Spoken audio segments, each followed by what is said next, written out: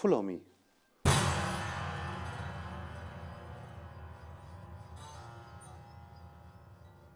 Is every hermit an idiot? Well, it would have been nice to put it the last question, because it's a very deep question. It depends who you call an idiot. Like what's a definition of an idiot? If someone who's just a reckless, who is living alone, doesn't need to be an idiot. Maybe he has a strategy to flee from something and so on. So it's idiot is more. It's idiotic in a very old sense. Like idiotes is in the old Greek sense, is a guy who takes care of his private business and doesn't participate in society, in the agora and so on. But so in a purely technical term, a hermit is a privatized individual. And in the technical sense, it's an idiotes, an idiot, but not in a mental sense. So, but it's an artistic hermit in an artificial cave, an idiot. So I mean, I'm not really an hermit. The stakes are higher now. The stakes are higher. Let's see. Maybe we'll see at the end of the interview, because you're part of it, and let's see what kind of idiotic universe we can enter through this in this setup. The most famous idiot is, of course, the Idiot by Dostoevsky. So is he just idiotic, or also beautiful, or somehow sublime, or what is the difference of the idiot of Dostoevsky to idiots as we know them? Yeah.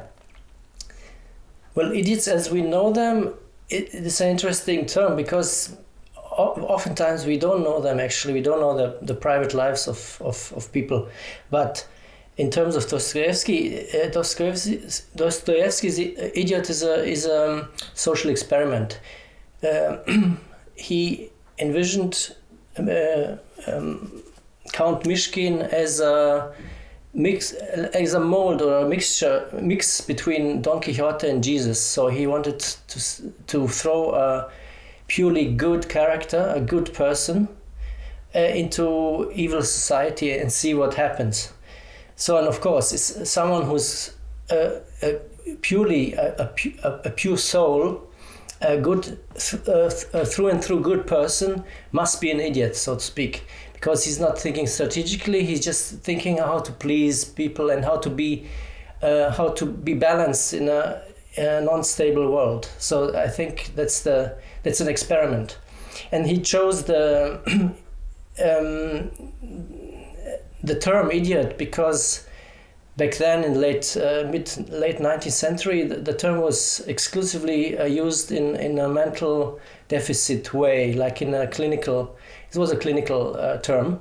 And Nietzsche also used this when Nietzsche calls Jesus an idiot. So he really means is a patient, is a mental deficits.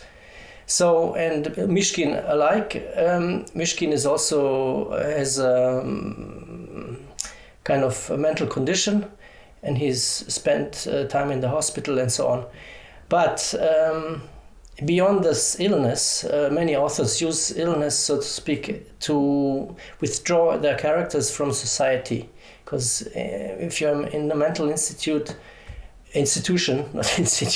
mental institutes are university. Okay, anyway, so mental institution, when you put them there, they become let's call them they become mental hermits. Actually, they are forced to be alone, in a cell, So this is what Dostoevsky did.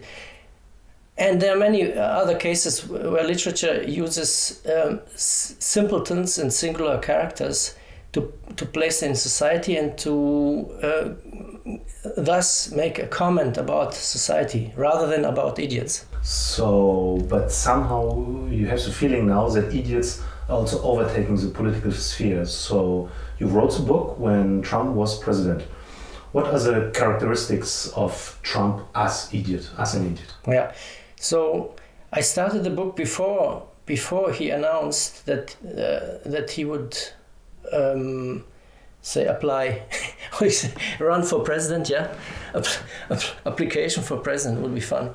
Anyway, so I had many Trumps in mind before he actually the real Trump came about. So and when he came, you guys remember when he came down the escalator with his wife.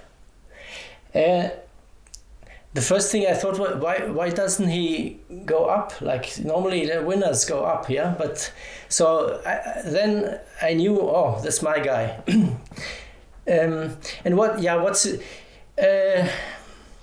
again, if you're in a hurry and want to call names, then you say idiot, and things are clear. Yeah? The way he behaves and the way he crushes norms and so on. But then when you dive in again, you find, you discover structures that are quite interesting to follow up on. So this is why I call him in my book, I call him Transcendental Trump, because it concerns many Trumps. And as a matter of fact, his behavior is not that uncommon. You know, this kind of behavior from the art world. Obnoxious individuals that do their own thing, no matter what the consequences are, that crush norms. But politically, it's an interesting debate, because he achieved something that no other president has achieved, to break political norms in the public political discourse in the U.S. It's what they call unprecedented, and that is interesting because. Many things come to the surface that have been sort of hidden or sleeping in the political decorum of the United States. But of course, as the U.S. president, he's has a lot of media exposure, and he's the guy to talk about when one talks about idiots. So.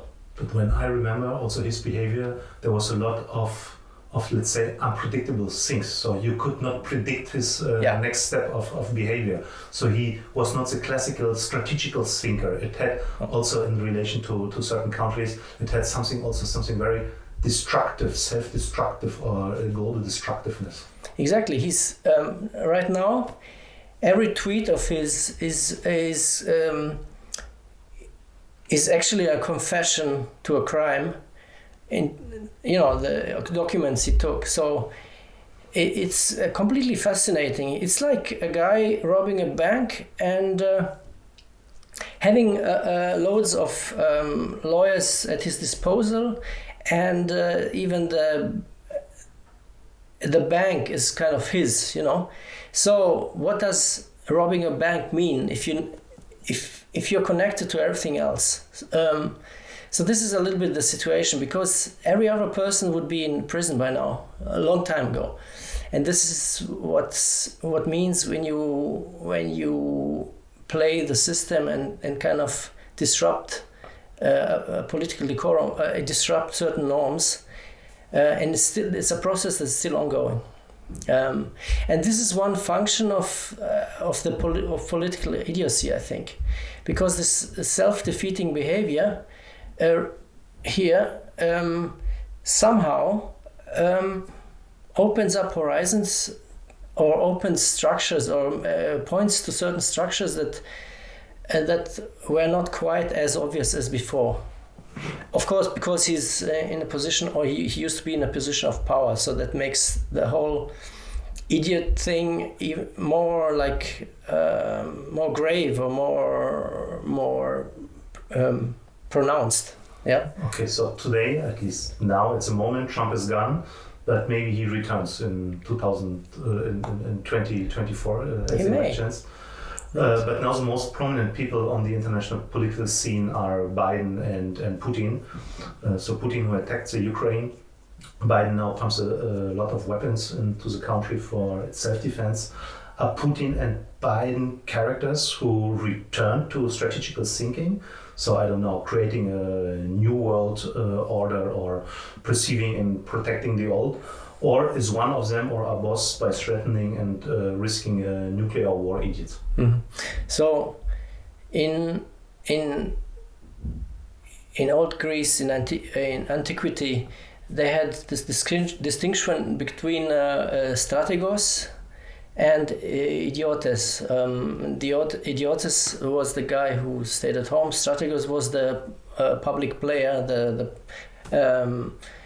who anticipated what opponents would do and so on. This is what we commonly known as strategy. So you anticipate, and of course, the idiot is not someone who anticipates. He just is doing things. It's what you think when you see Trump. It's like they call him like man baby. So, but that's interesting. It's purely it, like a pure behavior. It's just behaving. So, and commonly people would think like that leaders like Putin would play Trump or are the examples of big strategic minds and so on. I completely disagree. It's what I call idiocracy has to do with the fact that strategy and idiocy are not separated anymore. That the big players, the big serious institutions are in a certain way idiotic by themselves. So the dichotomy between strategy and idiocy is not valid anymore. But think of the fact that Russian troll farms are quite advanced.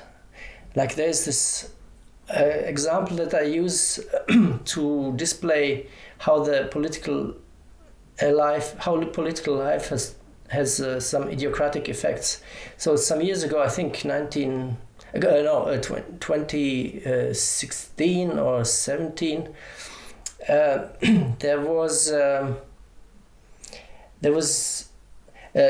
Russian troll farm organized protesters in Texas, in a city, to protest against, I forgot what it was. It was along Trumpian lines, something pro against Russia, something like that. But the same troll farm organized the counter protests. So it was confusing is a model. So they make not a decision for one side, but you try to exactly to destroy the distinction actually. And this is the old propaganda model was just you have your strategy, your aim, and you follow through. Here it's all about confusionism, and not being quite sure what it is about. That means like psyops have to be not only clandestine, but they have to be also out in the open. And that's idiocracy, when things are not actually hidden. If there's pure behavior and you play with that, and you can call it a meta strategy, meta idiocy or so, but it's just one field of what I described. America and Russia look now like opponents in this Ukraine war, but maybe there's also a convergence as dysfunctional societies. Would you agree to this? So that's actually quite simple in going into the direction of a dysfunctional society? I would say Russia is a contemporary form of dictatorship, is quite functional.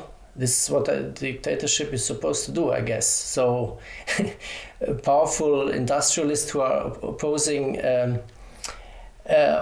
Putin fall from the upper floors of hospitals and so on. They just die, and oppositions end up in jail or whatever. So it's functional, but it's a functional thing. Dysfunction in the US relates to different aspects. It's a kind of a self-defeating, self-eating organism. It's very complex discussion, but I would say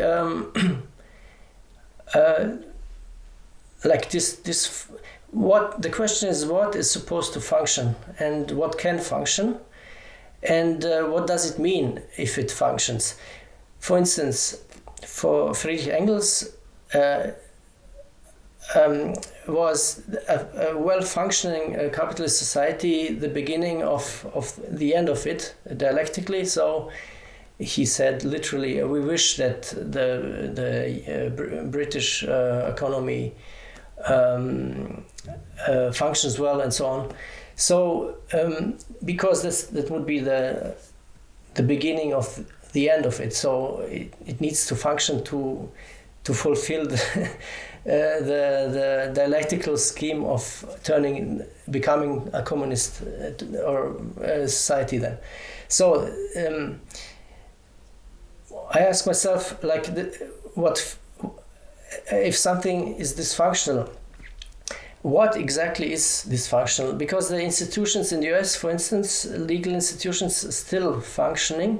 But when you say, like Noam Chomsky and so on, it's like a failed state or something, one has to look at what exactly is this referring to. Like Chomsky himself said that political opposition for leftist opposition is much better today than it was in the 60s. There were no platforms and so on. So it's a failed state, but you can you are able to organize better than in the state of in the 60s. So what exactly is failed and what is not failed or dysfunctional?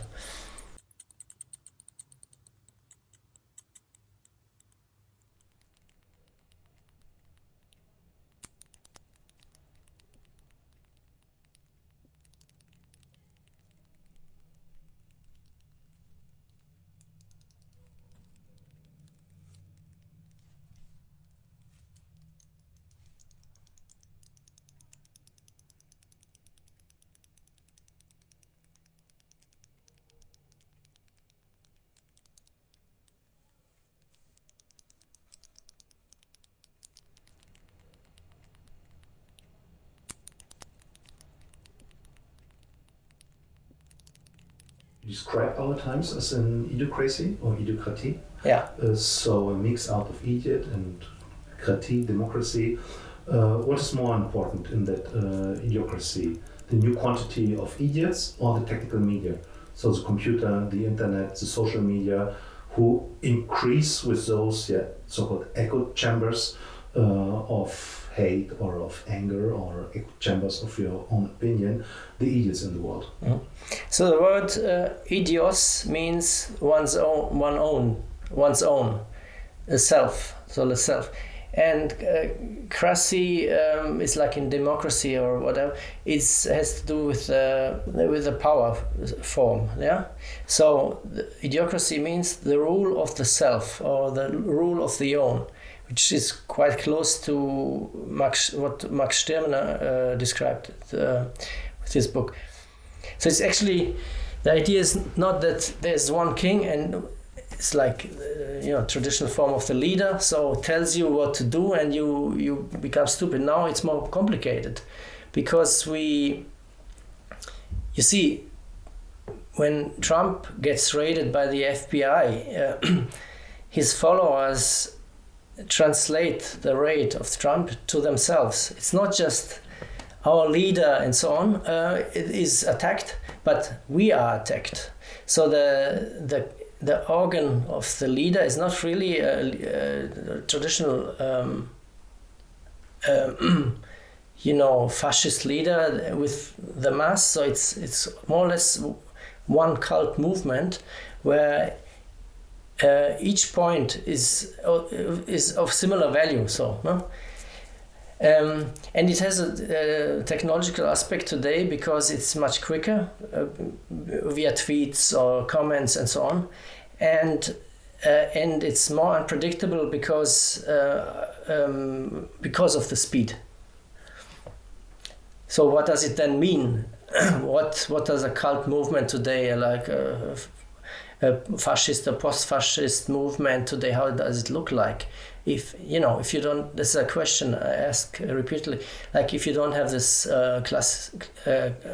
traditional, I mean, you do have a leader, yeah, but it's not the traditional fascist mass of today. It's more complicated, I think. It's more private and it's more liberal. If there would be no internet today and no, let's say, computer networks, then we would have less idiots, yes or no? Or is the internet and is the new technology somehow the center of the new idiocracy?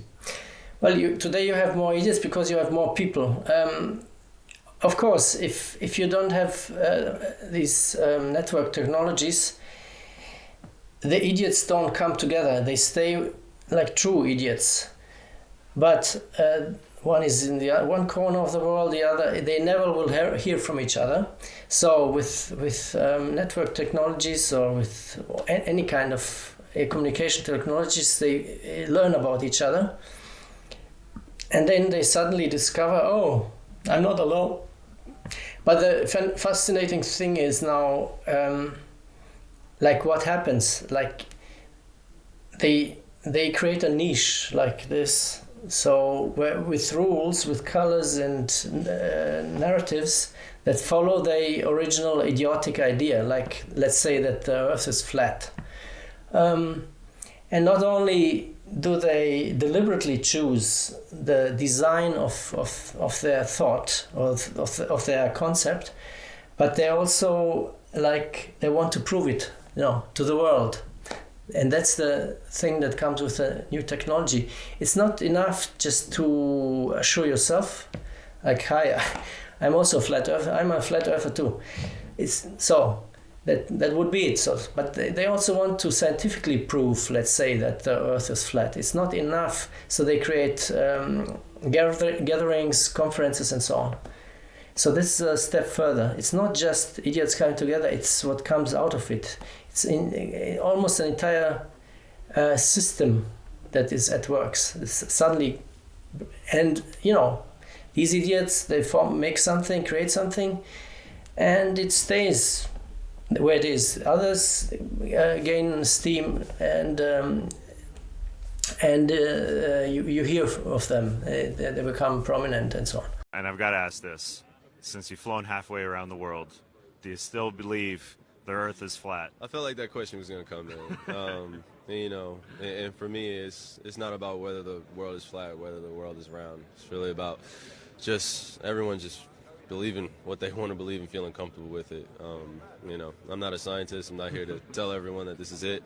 For me, it's just giving everyone a chance to do their own research and find their own knowledge rather than having knowledge just shoved to you. So that's me. Can't you use this also as an emancipative argument that also the internet can unite the hermits all over the world?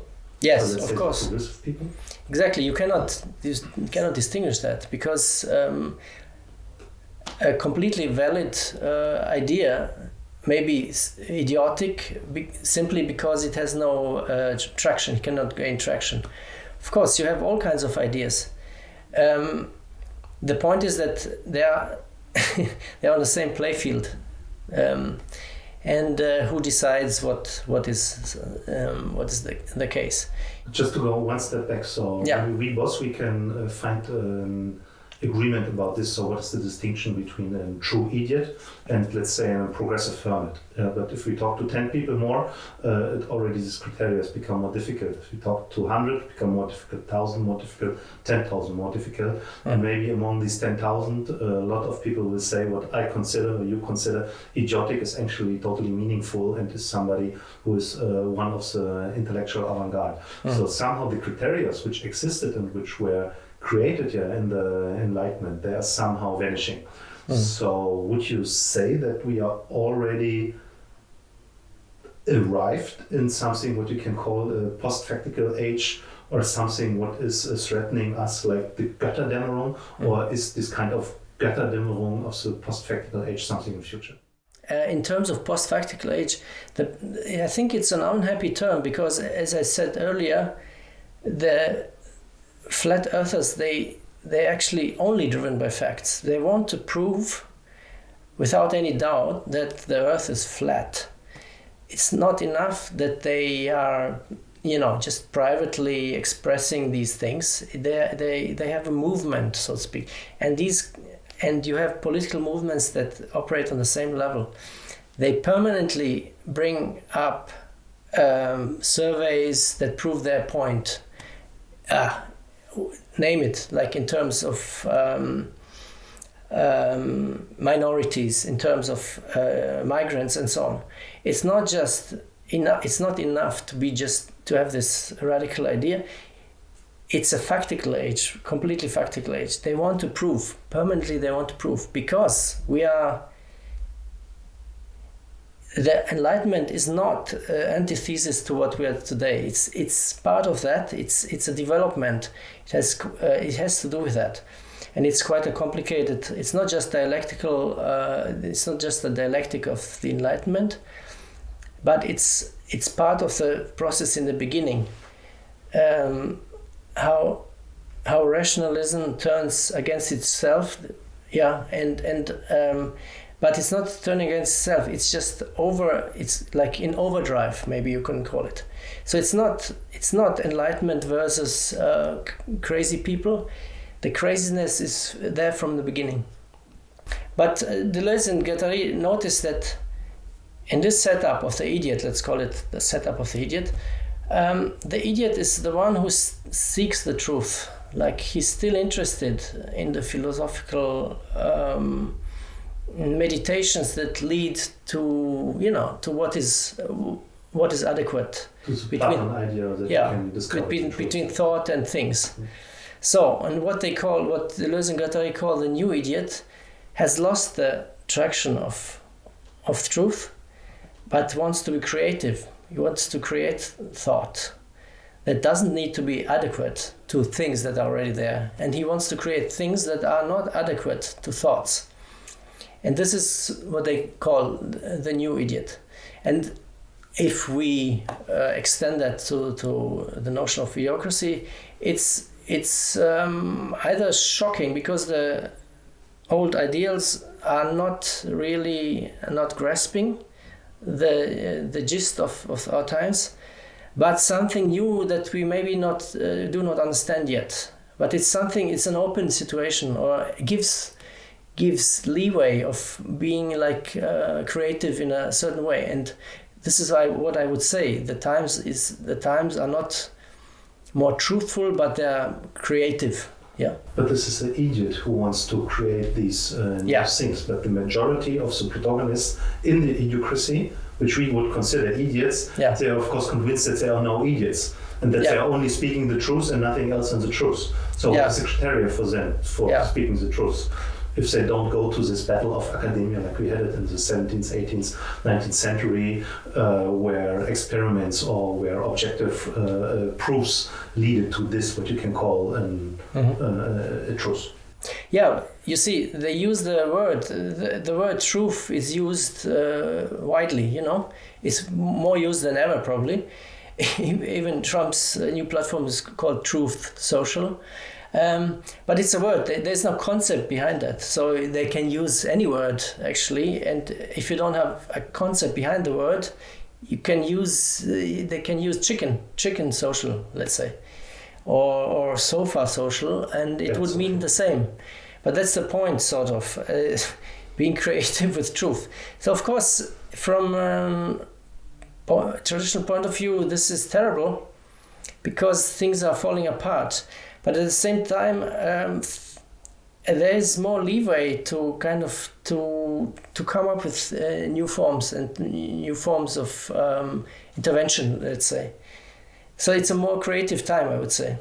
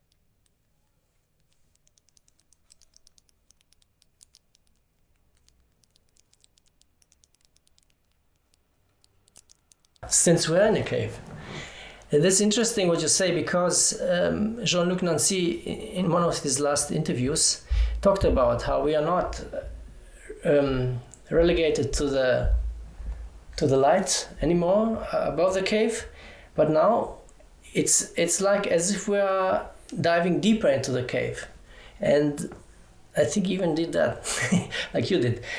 So looking around and maybe creating our own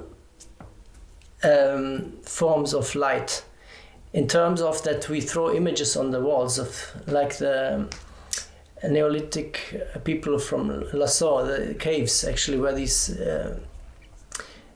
are maybe these are the origins of the internet, if you like. Now you create images and your own light. I mean, they had fire and so on, but so the notion that there's this internal truth up there, and we are constantly drawn to that like flies. Maybe it's still a thought that is quite fascinating. I think there's still much to it, but maybe there are two groups, like the ones that are going towards the light and the other ones that are creating light. They have equipment or they have other tools at their disposal. So maybe it's a twofold image. Maybe it's inquiry on this. It's a divided group of people.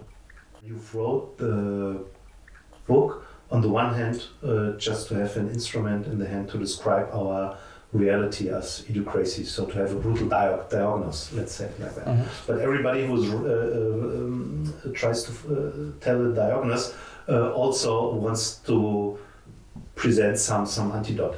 So what would be your, or are you searching for such an option?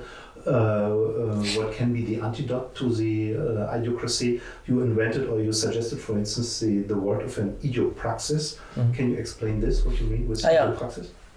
I mean, the book, like many other books, are giving you certain, it's like lenses on a camera, giving you another lens, and then you suddenly, the lens focuses on a certain aspect of society. That's what I'm doing. I'm just focusing on this idea of one's own, on the self, and in relation to society. If the society is made up of entirely private people, what does individualism mean? It doesn't mean anything anymore. We are looking to become individuals, but we are all kind of the same as a user. Let's say we all have the same tools and so on. So it's still an open question. And these questions have been addressed with other lenses by the arts, by philosophy and so on. And idiopractice relates to a practice that is inherent in the arts. I'm just using another lens to look at certain idiosyncratic examples in art performances, in visual arts and in literature and so on. You mentioned Dostoevsky. So the idiot as a chance somehow. Exactly, as a chance, yeah. As a force, it's a very minute, it's a very punctual force, but that has an effect. And a completely random force as well. Like you see that in the internet, some random meme can suddenly become hyped and so on. So you see that things are spontaneous, and as long as they are spontaneous, many things can happen. And in the art field, it's you play with random chance, but you kind of control it also. You play with it also. You're not just a random user, but you make something out of it. And I think that's a chance that the arts, that give us. But on the other hand, I don't see the arts they don't serve a function, determined by the state or so. So they can choose whether they want to be useful or not. That's the point. So. But your practice is always an artistic practice in your sense. Huh? Yeah. Idiopractice, exactly.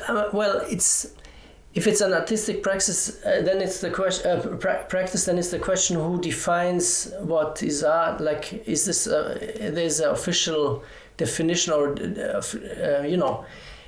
I mentioned examples where people just a guy just stops reading the news for entire 1 year. It's a very private decision with no artistic aims, but I still would count that into this idiosyncratic or idiocratic art forms, or as an idiopractice. So just including things that or actions that are not traditionally defined as artistic. So. Yeah. I mean, we are trying here something like this. So outside is the idiocracy, and we are going now to an artificial cave as an artificial hermit, and we are not pretending to have here really solutions and the final description of this what's going outside, but we are representing somehow our own idiotism, our own cluelessness. Let's say like this, and this is somehow maybe also a strategy how to gain it back. So how to maybe even to rescue some sorts of the enlightenment, that we transform ourselves in an idiotic way, just to catch with this some parts of the idiotic outside. Yeah, let's call it a transformative enlightenment maybe, and maybe next time we will present solutions, just solve all problems of the world in let's say 10 minutes or so, if we feel like, and if the nonsense of it makes kind of sense in a performative way.